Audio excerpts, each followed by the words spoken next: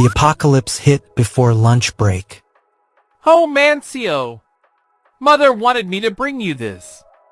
She weighs a small soap bar. He takes it with numb fingers. The smell is familiar, almost painfully so.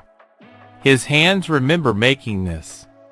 His co-workers remember too. They keep asking him to make more. He nods, forces a smile, tells her he will. She leaves. The room empties, and the weight of everything he lost sits on his chest like a boulder. Just get well and make us some more soap. Soap, that's what he's good for now. Not flying, not power, just soap. 50 years. He lies in a small room, breathing shallow. His body is shutting down piece by piece. He looks at his hands, cracked, thin, useless. A lifetime of effort condensed into nothing. He wants to scream. He wants to demand answers from the sky that never once looked down on him. Why wasn't he chosen? Even if he wasn't special, even if he had nothing, why this? His eyes grow heavy. The room dims. He no longer has the strength to keep them open. The cold is winning, and there is nothing left to fight it with. John Myung-hoon's face twists. He wants a target for his rage, and Director Kim is the closest one. But the memories are flooding back now, the real sequence of events. Manager Seo couldn't have avoided that landslide. Nobody could. And John Myung-hoon, the man who was supposed to be driving, was the one dozing off. Director Kim's jaw tightens. The truth is clawing its way up from 50 years of forced silence. You handed your work to me. That's why I stayed up. The excuse lands flat. 50 years of buried injustice are rising to the surface, and Director Kim feels the old habit, the reflex to apologize, to shrink, to make himself smaller. Director Kim lets John Myung-hoon's fists crash into him without flinching, absorbing every blow from a man who has never faced anyone who refuses to break. After 50 years of forced apologies, Director Kim finally exhales every swallowed ounce of pride, and something inside him shifts. The beast he buried decades ago stirs awake. The next move belongs to Director Kim now, and the entire room holds its breath, because a man who stops apologizing after 50 years is more terrifying than any martial artist alive. Connect the dots before anyone else. Subscribe to Manwa with Hari. You trusted Manager Seo with your life at work. Now you watch the accident unfold, and every apology that follows tastes like weakness. Brian is on the ground, blood pooling, and instead of rage he bows his head. The guilt runs both ways. He was behind the wheel. He takes the blame before anyone else can throw it. But his apology doesn't stop there. He goes further, admitting he overreacted to Section Chief Jean's words. The room goes quiet. This isn't the man they expected. What he does next reveals someone who already knows how this story ends. You overreacted, Manager Seo. Apologize to him directly, and he does. Without hesitation, without pride. Brian stares at the cave ceiling and says nothing about what he knows. In his past life, the group wandered these woods for hours before finding this exact spot. And by then, they were already being hunted. This time, he led them straight here. Luck, they call it. Hayes tells him to just take the compliment. Brian smiles. A smile that doesn't reach anywhere near his eyes. Tonight will be the last moment. Manager Seo motions for everyone to head inside. His body is failing, blood loss and shock pulling him down. But his mind is still working. Section Chief John's face goes pale. He recognizes the name. The Porim. The immortal realm where the strong devour the weak without mercy. This isn't a forest. It's a hunting ground for cultivators, and they just stumbled into it with zero preparation. Director Kim's jaw tightens. A week. Manager Seo's arm bought them exactly 1 week. A week? What about after? The question lands like a stone in still water. Nobody answers, because the answer is already in the fox's eyes. Manager Seo's voice comes out thin, barely holding. The chapter ends at a breaking point for a regressor's tale of cultivation. Every answer opened 3 new questions. The final moment leaves everything and everyone on the edge. Picture your feed filled with only the best, high-quality recaps. Subscribe to Manwa with Hari and make it happen. John Myung-hoon returns to the cultivation world, broken, barely alive, and already on borrowed time. His body is shattered. The fox and 2-headed snake rule this forest, and the price of survival is written in flesh and blood. He's told the fox wants a limb every week. That's the deal. That's the nightmare. But even chained and mangled, John Myung-hoon is already calculating, because he's survived worse. He just has to survive long enough to turn the tables. He wants to chop off one of my limbs every week to give to the fox? The math is simple. Comply and die slowly, or resist and die faster. The situation detonates. One of the rival cultivators lunges, not for John Myung-hoon, but for the section chief's position, for the claim over these 3 spiritual root holders. A body hits the ground. John Myung-hoon doesn't flinch. He steps forward, putting himself between the violence and the others, and takes his turn in the chaos. His body is battered, his arms still mangled from the fox, but he moves like a man who has died before and refuses to do it again. The rival cultivators hesitate just for a second, and that second is enough. What comes next changes everything. A rival Cultivator recaptures every monster on the Ascension path in a single devastating sweep, sealing the area and dragging the mortals together as Chief O's body turns gray, his breath fading with each passing second. John Myung-hoon watches his arm shatter and his companion wither, powerless against forces that treat humans as insects beneath the feet of beings they cannot begin to comprehend. Deputy Manager Seo freezes mid-step as a cloaked figure emerges from the trees, and the Cultivator speaks with crushing finality. Mortals do not belong here, and the question now is whether mercy or annihilation comes first. The lore runs deeper than you think. Subscribe to Manwa with Hari to uncover all of it. You trusted the sky. Now it's trying to kill you. A storm erupts from nowhere, violent, targeted, impossible. Chun the chaos and spots her. A woman collapsed near the eye of the tempest. She's the source. This isn't weather. This is cultivation-level sorcery, and she dropped it like it was nothing. The locals nearby stammer through their confusion. They barely arrived in this region, and already figures of terrifying power keep surfacing one after another. Chun Ma doesn't flinch. He's seen worse. He's worse. But something about this woman's technique makes even him pause. The precision, the scale, the casual brutality of it. We're confused ones. We just got here. Something shifts in the air, a pressure wave that has nothing to do with the cultivators. Chun Ma's body reacts before his mind catches up. Every nerve fires at once. Director Kim, the man standing right beside him, starts moving strangely, his eyes unfocused, his limbs twitching like something else is pulling the strings. Chun Ma grabs him by the collar and shakes him hard. There's no time for this. Whatever is coming, it's already here. Something's coming. What's wrong with you? Director Kim doesn't answer. His mouth opens, but the sound that comes out isn't his voice. And that's not even the worst part. An ancient Cultivator rips open a dimensional rift above the crew, scattering everyone across dimensions. Chun Ma plummets alone into a chaotic void with no way back. Chun Ma loses every ally he fights beside in seconds, tumbling through absolute darkness where even his body threatens to dissolve into nothing. He crashes into an unknown realm, and something about the landscape triggers a terrifying memory he cannot place. A place he somehow recognizes from before. There's history here that most people skip. Don't be most people. Subscribe to Manwa with Hari. Mastering a martial art isn't about moving faster or striking harder. It's about understanding the true meaning behind every form, then making that understanding part of your body until the two become one. A third-rate warrior who genuinely grasps the meaning behind a technique can climb to second-rate, but only by merging that knowledge into something personal. Breaking past that wall demands more than double the understanding, plus years of sweat and blood. Most warriors spend decades grinding through each stage. So what happens when an outsider laughs at those limits and tears through multiple stages like they're nothing? That question is about to terrify an entire sect. Kim breaks free. The restraints shatter like they were made of paper. He stands in the wreckage of his first sect. The place that imprisoned him, accused him, tried to destroy his core, and he doesn't look back with anger. He looks back with nothing. It served its purpose. It gave him what he needed. Now it's dead weight. One of the captured sect members, Unhyun, watches Kim walk away and makes his choice. He's not staying either. I'll accompany you. The dragon fighting stronghold, unorthodox, acclaimed. Let's go. Kim doesn't argue. He nods once. The elders burst into the chamber, their robes still disheveled from being woken in the dead of night. One of the room frantically, searching for answers that don't exist. He calls out a name. Young Hoon. his voice sharp with confusion and barely contained panic. Another elder, Unhyun, lets out a laugh, but it's not a happy sound. It's the laugh of a man who just realized the ground beneath his feet was never solid.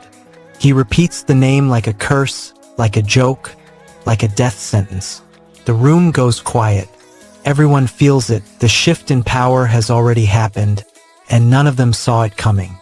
Unhyun stands before the sect elders in the dead of night, his voice steady as a man walking to the gallows, and drops a truth so devastating it shatters every assumption the leadership holds about talent, effort, and the future of their entire sect. No, after a full year of brutal personalized training from the strongest fighter alive, barely reaches third rate. A crushing verdict that exposes a gap no amount of sweat or discipline can bridge, and the boy stands frozen, watching Kim move in ways that redefine what power truly means.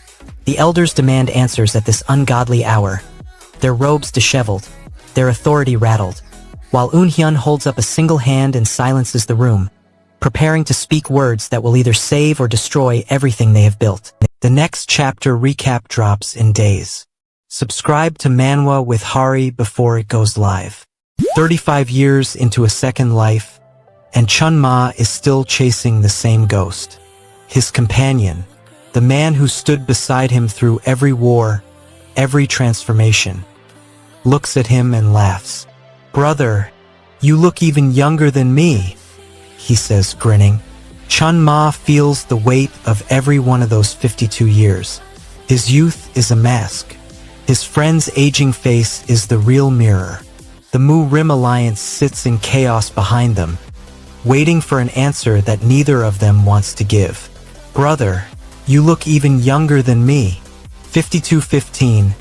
Ha ha ha. Chun Ma laughs along, but his stomach drops. Young Hoon's voice drops. He names them Enos, Noah, monsters who kidnapped his comrades and flew through the sky like it was nothing. They don't show themselves openly. They work in shadows threaded through the Yun imperial family itself, pulling strings, manipulating the Leon kingdom from the inside. After the Mu Rim Alliance grew powerful enough to matter, these cultivators started interfering, directly, systematically. Chun Ma's blood goes cold. He spent decades building influence in that kingdom. He never once sensed them watching. Those monsters who kidnapped our comrades, they fly in the sky. The younger brother's voice cracks, not with sadness, but with the desperate panic of someone watching the only anchor they've ever known walk off a cliff. He calls out, "Brother, brother," and the word echoes like a wound reopening. The book Chun Ma left behind isn't just paper and ink. It's a martial arts record, a complete archive of techniques, philosophies, and hard-won wisdom gathered across a lifetime of clawing upward. It's the manual for how an ordinary man punched above his weight in a world stacked against him. But the younger brother doesn't care about the book. He cares about the man walking away. Chun Ma cuts down a Cultivator and then tells his brother Young Hoon that his martial path is over. Heaven-born talent was never something people like them could afford. Young Hoon's desperate pleas echo uselessly as Chun Ma walks away alone, catching a cold in a cheap inn after a lifetime of conquering kingdoms and unifying sects. Chun Ma lies in the dark with no regrets, but the weight of everything he sacrificed, family, peace, a normal life, presses down harder than any tribulation ever did. The deepest lore dives, the highest quality editing. You've found the best. Subscribe to Manwa with Hari. 50 years of cultivation, shattered. Yun Suk's eyes snap open in a body that isn't his, surrounded by the same forest he walked 100 times during his ascension. He thought regression was a one-time gift, a second chance handed down by whatever force governs the cultivation world. But this isn't his original body. This flesh is young, raw, overflowing with unrefined energy, and every single technique he spent 5 decades mastering is gone. He clenches his fists. The chi circulating through these meridians is wild, untrained, nothing like the precision he once commanded. He wants answers. He wants revenge. But first he needs to understand what the hell is happening to him. Then another possibility cuts through the fear. If he somehow returned to Earth, would the regression finally end? Every time he's died, he's woken up at this exact moment on this path. Never on Earth, never home. His breath catches as the pieces connect. When the Ascension gate opened in his previous life, the surrounding destabilized violently. Ordinary humans nearby could have been caught in the spatial storms, ripped from their world and thrown into this one. That has to be how he arrived here in the first place. Which means the Ascension gate isn't just a path to higher cultivation. It might be a bridge back to where he came from. Before Manager Seo can answer, the temperature in the forest drops. A voice cuts through the trees, low, ancient, laced with contempt. Something massive is watching them from the treeline. Something that has claimed this forest as its domain for longer than any of them have been alive. Director Kim's expression shifts instantly. His jaw tightens. He forgot.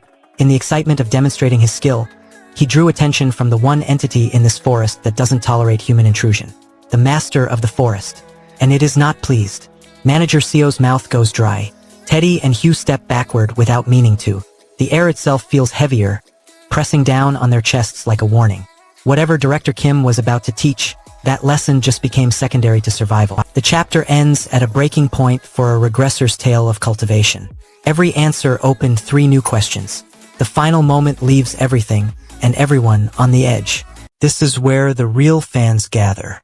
Subscribe to Manwa with Hari and find your people. A young junior stands before a master, and neither of them knows the other has already crossed the line between ordinary and extraordinary. Seo Eln Hyun receives the summons. The inner quarters. The sect leader of Pal Gak is waiting. This is not a casual invitation. This is a threshold. Every step down that corridor carries the weight of what comes next. A meeting that will reshape everything this junior thought he understood about his own limits. The door opens. The air inside is different, heavier, charged. Please come to the inner quarters. The sect leader is waiting. He steps through, and the world he knew ends here. The dual moon sword art crashes into the sect leader's defense. He pours everything into his block. Decades of refined energy, every layer of his cultivation base activated at once.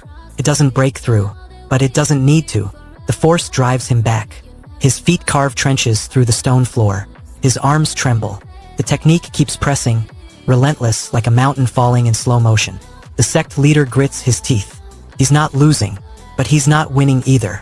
And that has never happened before. He holds barely, but the junior hasn't even finished.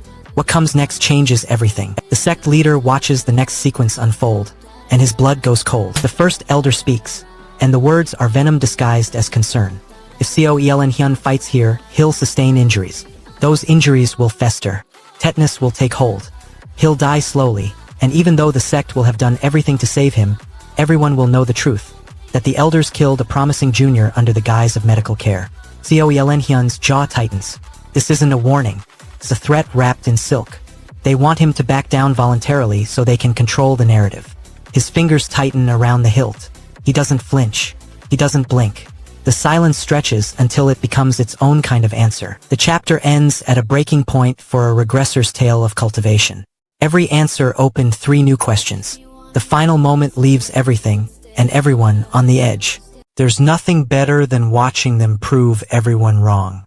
Subscribe to Manwa with Hari. He challenged an evil sect to a duel, and the world called it innocence. But right now, Seo Jaiwoo stands alone against them, and they make the rules. 10 men close in with poison blades. They don't care about honor. They don't care about reputation. They only care about burying him here where no one will find the body. Jaiwoo doesn't flinch. His jaw locks. He accepts the duel knowing full well they never intended to fight fair. The first blade glints, and he moves. Word spreads through the noble circles like wildfire. They gave him a nickname, one that spreads through tea houses and training halls like wildfire. Infinite Fighting Monster. Seo Eun-hyun. The title fits because Jaiwoo doesn't know how to stop. He looks at the path ahead, the pinnacle of cultivation, and sees how impossibly far it stretches. Infinite distance. Infinite obstacles. His jaw sets. If the road is infinite, then his fighting must be infinite too. He will duel. He will bleed. He will cross the boundary between life and death again and again until the wall breaks. That's the only way forward. What comes next changes everything. Here's the truth nobody in this world understands about Seo Jaiwoo. He has no talent. None. Jaiwoo's reasoning is brutal in its clarity. Every minute, every second is precious. His talent is real, and he intends to reach the absolute pinnacle with it. not as someone's lieutenant, not as a supporting piece on another man's board. Kim Young-hoon tries a different angle. He says it'll be difficult to meet once the organization is established, and offers guidance duels instead. Stay close. Let me shape you. Jaiwoo's jaw tightens. He's already received countless guidance duels in his past life. He knows exactly how that story ends. The mentor takes credit, the student burns out, and the genius becomes a tool. No matter how good the conditions, he won't go. Jaiwoo shatters his opponent's defense in a single devastating exchange, proving his combat instincts transcend his realm. Yet the victor's words sting. He still stands at the top tier, not beyond it, not transcendent. Kim Young-hoon extends a hand of power and influence, offering Jaiwoo a seat in his rising empire, but Jaiwoo refuses. Every second wasted as another subordinate is a second stolen from the pinnacle he burns to reach. Jaiwoo chooses the path of blood and near-death combat over mentorship, over safety, over alliance. He needs real war, not guidance, and that hunger terrifies everyone who understands what it means. He didn't just beat him, he humbled him. Subscribe to Manwa with Hari for the aftermath. He held their spells at bay for half a day and still called it a limit. The sword record keeper watches Brian push through another session. His body fused with the blade more deeply than ever before, but the peak realm stays locked.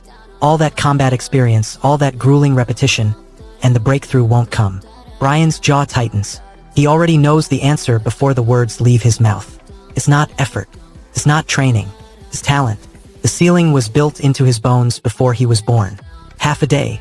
That's how long his body can channel sword chi before his skull starts splitting apart. 15 years pass. The dust settles. The blood dries. And somehow, impossibly, he's still alive. It's been 18 years since he returned to this life, and his transformation is complete. Vision and hearing are just the beginning now. His sense of touch reads the texture of air currents against his skin. Taste and smell detect poison in water from 10 paces. Every single sense has been refined to a degree that shouldn't exist at his cultivation level. He perceives the world the way a supreme elder perceives it, layered, dimensional, total.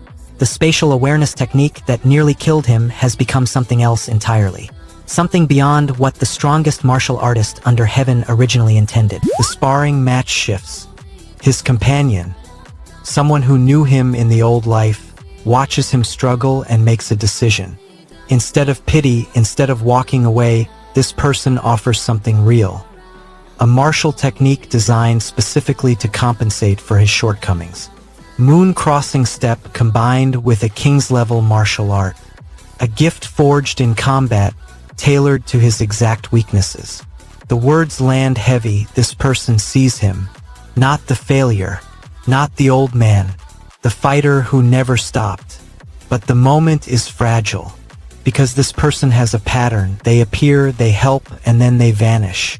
And he can already feel it happening again. An impossible ally who knows his true name pulls him from the ambush, forcing him to spar desperately. And when his body shatters from the strain, he glimpses something real, something that makes the agony worth bleeding for. He stares at his own reflection and breaks.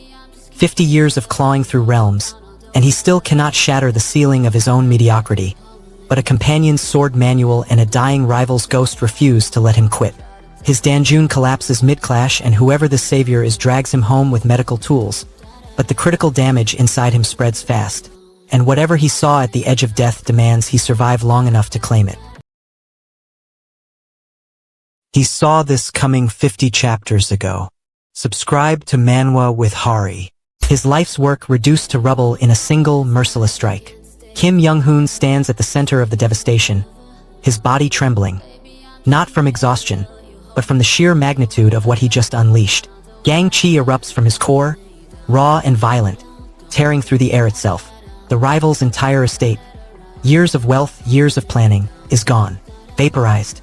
He stares at the crater where a 3-story mansion once stood, and for the first time in his life, he feels the weight of true power. This is the 5 energies realm. This is what he burned everything to reach. But the thing chasing them doesn't sleep, doesn't stop, doesn't feel pain, and it's getting closer. Kim Young-hoon grits his teeth and runs. His arms are gone, severed at the elbows, and the blood loss should have killed him an hour ago. But Eun-hyun is the one carrying him now, her legs burning, her lungs screaming, because she's the only one left who can. The Jiangshi howls behind them, that bone-deep screech that doesn't come from a throat. Something worse. Morning bleeds into night. Night bleeds into morning. Kim Young-hoon loses count of the sunrises. His vision blurs. His body is shutting down piece by piece. The rival disciple turns back and orders his own master to kill Kim Young-hoon with his own hands.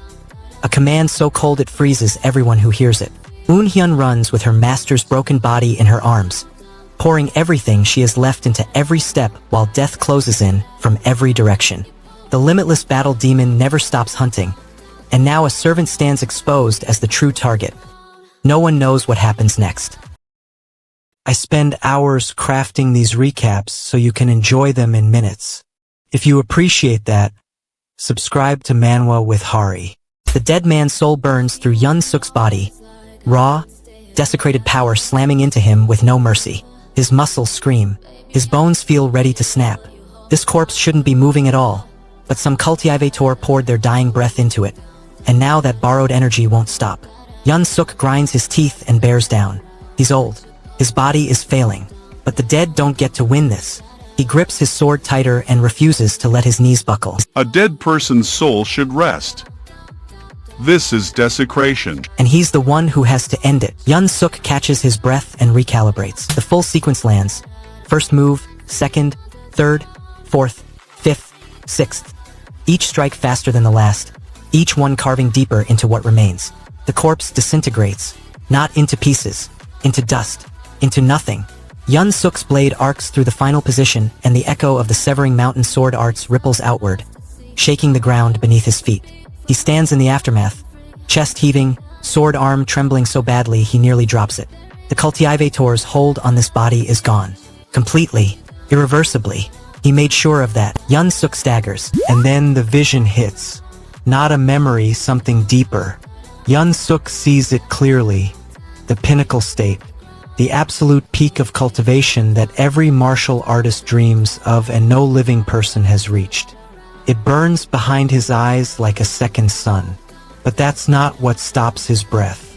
In the vision, he sees Kim Young-hoon, and the man is smiling. Not the cold, calculated smirk Yun-suk remembers. A real smile, peaceful, like a man who finally understood something. The realization crashes into Yun-suk like a fist to the chest. A genius blessed by the heavens and a fool abandoned by the heavens. They were opposites in every way. Yun-suk's 15th trial unleashes something beyond technique. It shatters open his mind itself, burning through his skull until every memory and fragment of his 2 lifetimes detonates into blinding, overwhelming white. He emerges transformed, senses heightened to perceive energy, temperature, and the lingering presence of every dead cultivator who ever stood in this place across countless eras. The 15th move doesn't strike his body.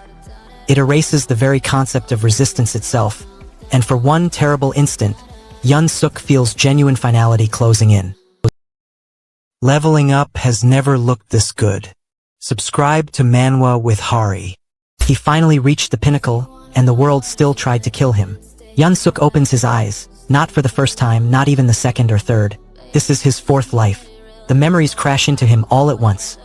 Every battle, every betrayal, every death. He sits up slowly, breathing through the weight of it all. He resisted until the very end last time, pushed himself past every limit, and he still failed. But now he's back. The same body, the same starting point, but every mistake he ever made is burned into his mind like a map. This time, he won't waste a single step. The fire crackles low. Yun-suk hasn't slept. His mind keeps replaying the blue line, the way it moved, the way it knew. He's seen powerful techniques across 4 lives. He's studied arts, tribulation methods, heaven-defying cultivation paths. But nothing has ever shown him the world like that. The question isn't whether the sight is valuable. The question is whether his body can survive using it again. He flexes his fingers. They're steady. His head still throbs. He makes a decision before dawn breaks. He'll test it again. Carefully. Controlled. Because the alternative is facing enemies at the pinnacle with nothing but skill. And skill alone won't close that gap. Yun-suk opens his eyes. The world looks flat again. Dull, slow, stripped of the transcendent clarity the sight provides. He hasn't broken through to the next level. He may never, but he knows something the others here don't. For someone without natural talent, there is only one path. Training. Endless, grinding, merciless training. He must hold the image of the pinnacle in his mind until his brain adapts, until the sight stops being a foreign invader and becomes part of him. That's the real goal for this life. Not power, not breakthroughs, endurance.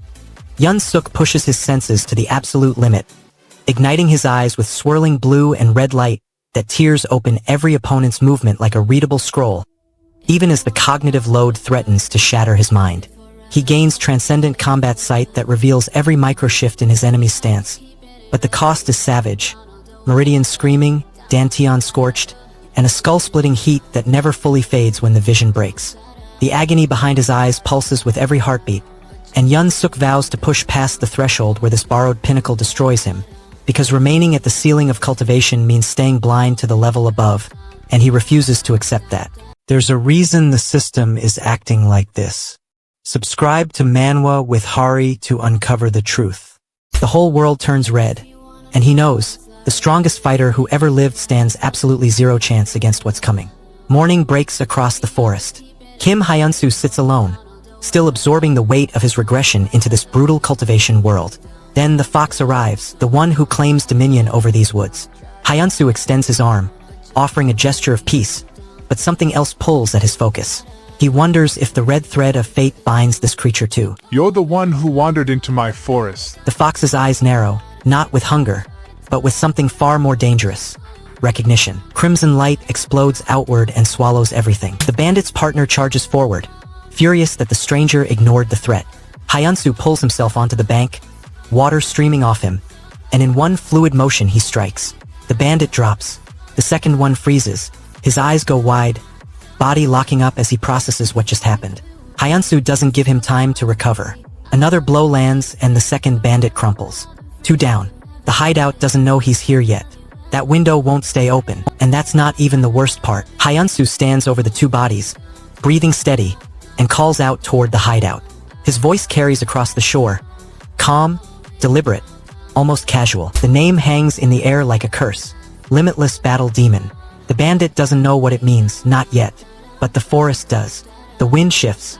Somewhere in the shadows, something ancient stirs, recognizing a title that hasn't been spoken in centuries. Hyunsu doesn't look back. He doesn't need to. The wooden stick in his hand is already cracked from the fight, splintered at the tip, barely holding together. He tosses it aside without a second thought. A weapon that killed dozens, discarded like kindling. His breathing is steady. His hands aren't shaking. He's not even winded. Hyunsu stands amid the blood-soaked ruins of the entire bandit hideout, every killer felled with nothing but a wooden stick, and calmly asks the trembling survivor how long they have been terrorizing this land. The survivor falls to his knees not in terror but in desperate gratitude. A man who finally sees retribution delivered by someone ruthless enough to erase an entire criminal empire in a single Dajiang of time. The name Limitless Battle Demon echoes through the forest like a curse, and something ancient stirs in the shadows, recognizing that title and awakening forces far older than any bandit Hyunsu just destroyed. The comment section doesn't lie. This community is insane. Subscribe to Manwa with Hari and see for yourself. A child reached Crown Peak before he could finish learning his letters. That's not a legend. That's what just happened right in front of Suk's eyes. He stands at Changho Castle beside Kim Young-hoon, both of them carrying forged household passes they bought with bandit gold. They own a manor now. They have a base. But Suk can't stop staring at the boy beside him. Every day the gap widens. Every day Young-hoon's cultivation surges past walls that took others decades. Suk built his foundation through blood and regression knowledge, and this kid is outpacing him with raw instinct alone. The weight of that truth sits heavy in his chest. What comes next changes everything. The attack comes like a landslide. Suk sees the blade descend and his body moves on pure survival instinct. He twists sideways, throwing himself out of the direct line of impact. The slash passes close enough to split the air against his cheek. He feels the wind of it. If he'd taken that head-on, his body would be in pieces right now. Not wounded, not injured, cut apart. The force of the mist strike carves a trench into the earth behind him, splitting stone like paper. Suk rolls, comes up in a low guard, arms trembling. His heart hammers against his ribs. That wasn't a technique. That was a statement. Young Hoon isn't holding back anymore. Suk shifts the conversation. He's thinking beyond the mountains, beyond the martial world. If he serves in the government office, one day that position could protect Kim Young-hoon, who moves through the martial world exposed and vulnerable. Young-hoon's expression softens. He's genuinely moved, but Suk isn't done. During his time as strategist of the Porum Alliance, he uncovered something the martial world never talks about. The royal family of the Leon Kingdom is more deeply entangled with cultivators than any other power structure on the continent. I'm truly grateful, Brother Seo. Rumors swirl around that connection. Dark ones, and Suk intends to follow every single thread. Suk vanishes without a trace, reaching a Three Blossoms crown peak in under a year while wielding a technique that once took Young-hoon decades to master even at the five-path core realm. Young-hoon watches his own legacy pass to someone else. Pride and loss twisted together as Suk receives the very manual he could never decipher himself. Now Suk infiltrates the Imperial Shadow Guard, his reputation clearing every gate, and the final panels vanish mid-reveal, leaving the full scope of his infiltration dangerously unresolved. Real fans stick around. Subscribe to Manwa with Hari and let's finish this story together. The Imperial Palace reeks of secrets. Yun Suk stands guard over the Emperor and the royal family, watching every breath they take. These princes and princesses born with spiritual roots, every last one of them. But raw talent means nothing without depth. Their cultivation sits at the chi refining stage, and even stacked together they couldn't match a single peak master. That's what he is. That's what he's doing here, serving as a glorified shield for people leagues beneath his level. And the Emperor? The Emperor's aura doesn't match a first-level chi refining Cultivator at all. No, that pressure rolling off him, it dwarfs the entire Shadow Guard combined. Suk barely crosses the threshold when his instincts fire. Another assassin. He doesn't hesitate. His body moves before his mind catches up. Blade already drawn, stance already set. But this one is different. The aura pouring off the intruder is dense, pressurized, unmistakable. Peak master. Suk's blood runs cold. The palace defenses were supposed to stop anyone below this level. They didn't. The assassin steps from the shadows, and Suk reads the killing intent in his eyes. This isn't a probe. This is an execution. And the assassin has only just entered the peak realm, which means whoever sent him has far worse in reserve. The peak realm assassin doesn't speak. He doesn't need to. The revelation deepens. Suk watches the sparring match with new eyes, and the red and blue lines pulse with meaning he never imagined. Red is aggression, the forward drive of an attack, the killer's intent made visible. Blue is defense, the pull backward, the instinct to survive. Every martial artist broadcasts their emotional state through these lines without knowing it. A master might control their form, but there will leaks out in color and direction. Suk's grip tightens on his sword. If he can read an opponent's intent before they move, he can counter before the strike even begins. This isn't just an advantage, it's a complete reimagining of combat. The shift is physical. Suk's right hand fuses with his sword blade as ancient blood vessels sprout from the metal, and a mysterious character burns itself into his skin like a brand he cannot yet decipher. He gains terrifying new power but loses the safety of ignorance, binding himself to a force older than his regression with no understanding of what it demands. The ancient mark pulses beneath his skin with every heartbeat, and whatever it truly means, and what it will eventually cost him, remains a dangerous mystery. Things are not what they seem. Subscribe to Manwa with Hari before the big reveal drops. A familiar face steps into the light, and the air in the throne room shifts. This is no ordinary guard. The infinite fighting monster stands before the Emperor, and every comrade at his side knows what's about to unfold. 10 years ago, they called him the Infinite Fighting Ghost. Now the people of Leon Kingdom whisper a different name. He's here for one reason, and it has nothing to do with loyalty. The Emperor doesn't even look up. He never does. And that silence, that arrogance, is exactly what brought them all here tonight. You trusted that man for 3 years. Every handshake was a performance. The mission was simple on paper. It never is. He asks the question no one in power wants answered. Did they starve? If masses had died of hunger, he would have known. He was there. He would have seen the bodies, the mass graves, the silence that follows famine. But there was none. This wasn't a shift in social status. It wasn't relief from the emperor's policies. These people were erased, deliberately, systematically, without a trace. And there was no famine, no war, no plague, just names disappearing from registries like they never existed. His hands stop moving. The room feels colder. The emperor isn't a sage. The infinite fighting monster knows that. The battlefield shifts, stands alone in the aftermath, breathing hard, his body screaming from the exchange. Around him, the silence is worse than the fighting. No reinforcements, no allies rushing in, just the weight of what just happened pressing down on his shoulders. He looks at his hands, steady, but barely. The assassin is gone, vanished like smoke, and knows, deep in his gut, that this wasn't an attempt on his life. It was a test. Someone wanted to see what he could do. Someone wanted to measure him. The question now isn't who sent them. The question is what they learned, and what they'll do with that knowledge. Turns back toward the palace, and the shadows between the pillars seem darker than before. Kim Hyunsu's stealth spell shatters mid-battle as assassins overwhelm the East Gate, forcing him to clash alone against a chi-refining stage Cultivator, who threatens a child Hyunsu silently swears to protect. Hyunsu stands battered and isolated on a silent battlefield with no reinforcements in sight. His body broken, but his resolve hardening into something colder and more dangerous than before. The Shadow Guard's assassin-like presence in the corridor and the Emperor's failure to notice vanishing populations suggest a conspiracy that reaches far deeper than any single assassination attempt. The animation in your head is better than the anime. Subscribe to Manwa with Hari. A lunatic is seconds from evolving sword aura to shatter an unbreakable defensive spell. The narrator's breath comes in ragged bursts. Something is wrong inside the sect, something violent and immediate. He doesn't know who broke in or why, but the threat is already past the outer walls. His first instinct is to call for reinforcements, but there's no time. The intruder is already here.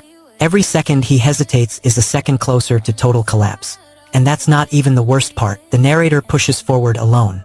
His sword threads strain against the intruder's defensive spell, a barrier that shouldn't exist at this level of cultivation. The intruder freezes. Something clicks behind his eyes, a realization that hits him like a blade between the ribs. He figured it out the moment the narrator used stealth.